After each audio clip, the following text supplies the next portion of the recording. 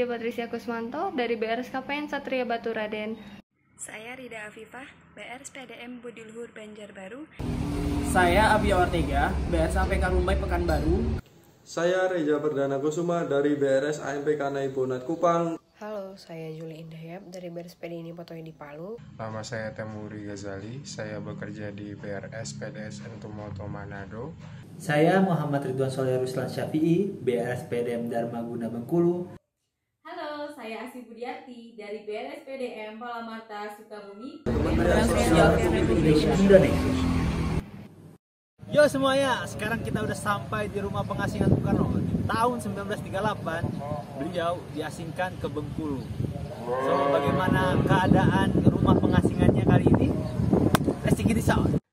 Halo teman-teman semua, pada kesempatan kali ini kami peserta Latsar golongan 2 Angkatan 1 Kelompok 3 Kementerian Sosial RI tahun 2021 ingin berbagi ilmu mengenai salah satu tempat bersejarah di kota Bengkulu, tepatnya di rumah pengasingan Bung Karno. Mau tahu seperti apa?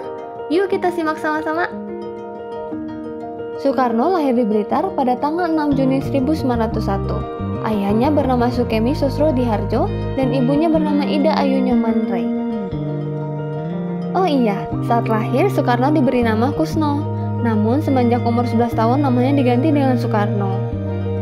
Pada tahun 1915, Soekarno sekolah di HBS atau Hojar Burger School. Selama sekolah di Surabaya, Soekarno tinggal di rumah sahabat ayahnya, yaitu Hos Cokro Aminoto, yang juga menjabat sebagai Ketua Partai Serikat Islam. Pada tahun 1921, Soekarno melanjutkan sekolahnya di ITB untuk belajar ilmu teknik sipil. Di masa inilah, jiwa nasionalisme dan politik Soekarno semakin berkembang. Bahkan, pada tahun 1927, Soekarno mendirikan PNI yang bertujuan untuk mencapai kemerdekaan Indonesia sepenuhnya.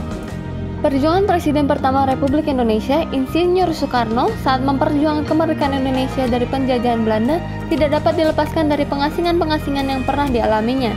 Apalagi Soekarno tidak ingin bekerja sama dengan pihak Belanda. Bengkulu merupakan salah satu tempat pengasingan Soekarno setelah pemerintah Hindia Belanda selama 5 tahun hingga tahun 1938. Bung Karno dipindahkan dari ND ke Bengkulu sebagai tempat pengasingan selanjutnya pada tahun 1938 karena kekhawatirannya terhadap wabah malaria yang mengancam nyawa Soekarno. Tekanan untuk memindahkan Soekarno dari ND ketika terdengar kabar di Jakarta bahwa Soekarno dalam keadaan sakit keras, Muhammad Husni Tamrin kemudian mengajukan protes dalam Dewan Rakyat yang meminta pertanggungjawaban pemerintah atas keselamatan diri Soekarno. Setiba di Bengkulu, Soekarno ditempatkan di sebuah rumah tempat tinggal orang China yang terletak di jantung kota Bengkulu, Kelurahan Anggut Atas, Kecamatan Gading, Cempaka. Pemilik rumah bernama Tang Encian, yang merupakan pengusaha penyuplai bahan pokok untuk kebutuhan pemerintah kolonial Belanda kala itu. Rumah pengasingan Soekarno cukup baik, halamannya luas, bangunannya berbentuk persegi panjang dan beratap limas. Rumah ini berdinding polos dan pintu masuk utama berdaun ganda. Awal kedatangannya di Bengkulu, Soekarno tampak tak bahagia. Pada Cindy Adams, Soekarno menuturkan bahwa topografi Bengkulu yang penuh pegunungan membuatnya cepat bosan. Tak seperti di ND, Soekarno tak menemui banyak teman diskusi di kota ini.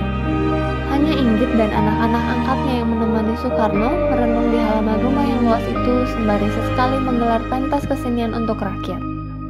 Masyarakat Bengkulu awalnya mengira Bung Karno adalah sosok yang aneh dikarenakan sikapnya yang sangat berapi-api dalam menjalin korespondensi. Banyak yang mengira Bung Karno akan memberikan pengaruh buruk, padahal meski diasingkan, gerak-gerik beliau untuk membangkitkan semangat masyarakat merdeka dari penjajahan bangsa Belanda terus dilakukan.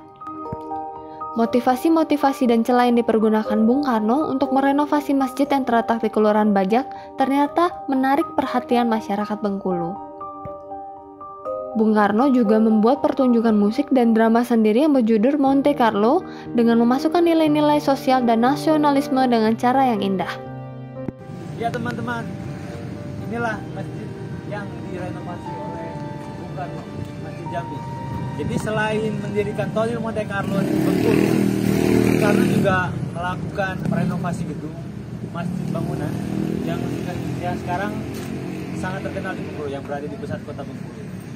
Ternyata banyak masyarakat yang mendatangi Soekarno, sehingga membuat pemerintah Belanda gusar serta khawatir pengaruh Soekarno kepada masyarakat Bengkulu menimbulkan perlawanan terhadap pemerintah.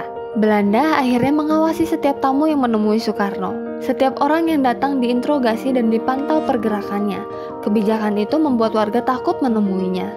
Rumah pengasingan tersebut menjadi tempat yang bersejarah di kota Bengkulu, yang dulunya memiliki luas sebanyak 4 hektar. Akan tetapi, seiring berjalannya waktu, pemerintah Bengkulu membagi lahan yang ada untuk rumah penduduk dan untuk gedung instansi pemerintah daerah setempat. Di dalam rumah pengasingan ini, tersimpan beberapa barang milik Bung Karno yang memiliki nilai sejarah. Benda-benda tersebut terdiri atas benda asli dan benda tiruan sebagai saksi bisu yang menemani beliau, sang proklamator dalam menyusun strategi perjuangan selama di pengasingan. Sehingga selama pengasingan ada 2 peninggalan Soekarno di Bengkulu, yaitu rumah pengasingan dan Masjid Jamik yang terkenal dengan julukan Masjid Bung Karno, yang saat ini dinyatakan sebagai bangunan bersejarah di Indonesia dan kategori benda cagar budaya.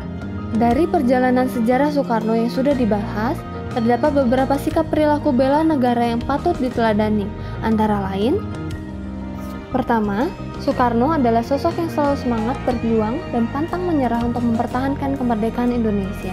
Kedua, Soekarno adalah sosok teladan yang rela berkorban demi keutuhan dan kemerdekaan bangsa dan negara Indonesia. Ketiga, Soekarno adalah sosok pemersatu bangsa dengan menciptakan dan mengamalkan ideologi Pancasila. Meskipun hidup dalam pengasingan, beliau tetap memikirkan strategi untuk melawan penjajah. Beliau pernah berkata, "Bangsa yang tidak percaya kepada kekuatan dirinya sebagai suatu bangsa tidak dapat berdiri sebagai suatu bangsa yang merdeka. Kemerdekaan barulah kemerdekaan sejati jikalau dengan kemerdekaan itu kita menemukan kepribadian kita sendiri. Dan kemerdekaan hanyalah diperdapat dan dimiliki oleh bangsa yang jiwanya berkobar-kobar dengan tekad merdeka, merdeka, atau mati."